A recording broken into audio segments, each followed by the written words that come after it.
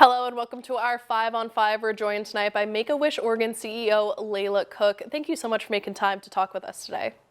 Thanks for having me. Now, while Make-A-Wish is known largely as a national organization, the Oregon chapter supports kids who are battling critical illnesses right here in our community. So can you share a little bit about the local impact of your work? Sure. All of the work of Wishes is done locally. The kiddos are here. We have our own local organization with our own governing board in Oregon. We are a federated model, so we definitely are a part of the national organization. But kiddos who are diagnosed with a life-threatening or critical illness are referred to us by local docs, and then we have um, volunteers who go and meet with them and just say, if you could wish for one thing in the world, what would it be? And then we go to work to make it come true. And we have over 43 kiddos just in Southern Oregon waiting for a wish right now. Wow, wow. Now, obviously, granting a wish has such a big impact, but does it change the impact at all being able to do it so locally to kids in state? The one I think of the coolest things about it is it doesn't only change the life of the kid, but there's a really palpable ripple effect that it impacts the life of the parents and the family and the schools and everyone who loves and surrounds a kiddo with a critical illness is kind of stuck in this muck of it's so unfair. And it's really amazing to bring some joy and some hope into that experience. And one of my favorite parts is really the empowerment of a wish, where a kid can make up their own mind about what they want to wish for and tell us a little bit about what they love and why their wish and why Disney or why um, any specific thing that they would go and wish for. It's amazing to say you get to be in the driver's seat after so many things being done to you that are outside of your control. You have control over this process to a kiddo, and that is sometimes the thing that changes the channel in that kiddo's life. And watching all of the ripple effect of the volunteers and the community members is something that I think is bringing joy to everyone locally. Yeah, absolutely. It touches a bunch of different people. Now, obviously, the past couple of years has demanded we adapt, we adjust. How have you continued to grant wishes during the pandemic? Great question. It's been so crazy. I gotta say, my least favorite word now is pivot. We really grinded the brakes right away, slammed on the brakes, and took all the kids. We had to stop and reassess, kind of from soup to nuts, what we do.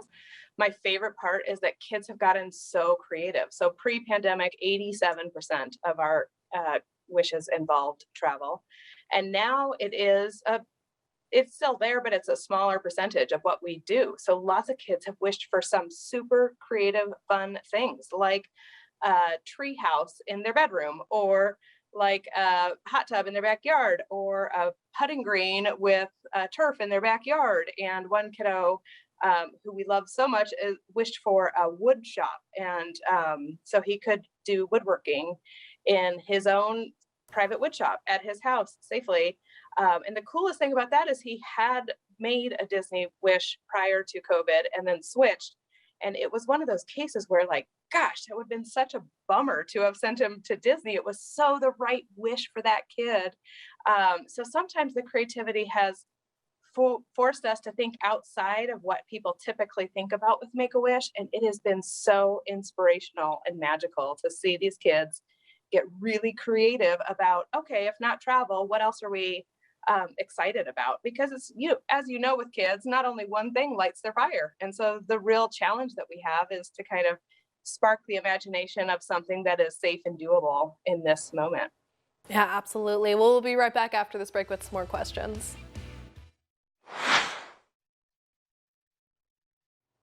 All right, welcome back to our 5 on 5, where we're joined today by Make-A-Wish Oregon CEO Laila Cook. Now, this Friday is World Wish Day. What is the significance of this day to your mission? It's really our birthday. We're celebrating the anniversary of the day Make-A-Wish was founded. And back in 1980, a little boy named Chris wished to be a police officer. And he and the people who made his wish come true went on to start this organization. So we celebrate our birthday all around the world. There are 67 chapters in America and international affiliates all over the world. And we are so excited to all celebrate today.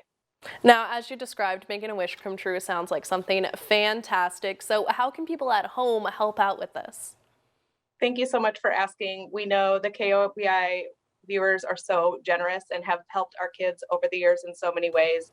So thank you for that. And if anybody's inspired to help make more wishes come true or be a part of granting some of the 43 wishes of Southern Oregon kiddos who are waiting, please go to oregon.wish.org and help us celebrate our $200,000 match. So every gift that's made through World Wish Day is generously matched by the Marie Lamb from Charitable Foundation and goes twice as far.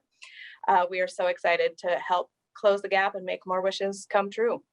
Yeah, absolutely. Is there anything else that you would want to say about World Wish Day or how people can help out or make a wish in general?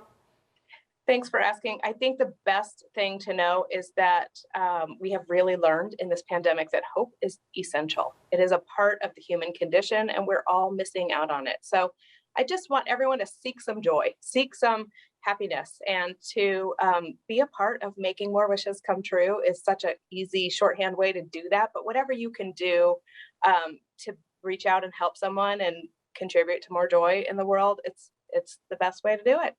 That's fantastic advice. Seek joy. I couldn't have said it better myself. Thank you. All right. Well, thank you so much for joining us today. We really appreciate your time, Laila. Thank you. We'll be right back after this break.